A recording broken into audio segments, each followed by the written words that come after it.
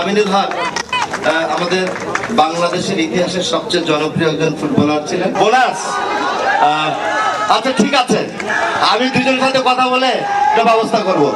আমি মনে করি আমি ঢাকা উত্তর সিটি কর্পোরেশন একজন প্রশাসক হিসেবে এই দেশে আমার সন্তানেরা বাংলাদেশকে সম্মানিত করেছে।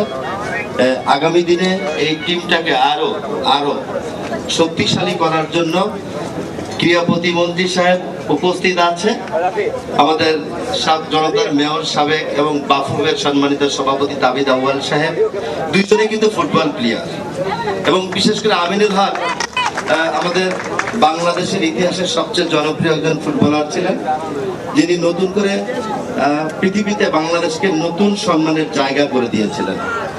তা আমি তাদের পাশে থেকে তাদেরকে সহযোগিতা করব ইনশাআল্লাহ। তবে চ্যাম্পিয়ন হয়েছে যতটুকু,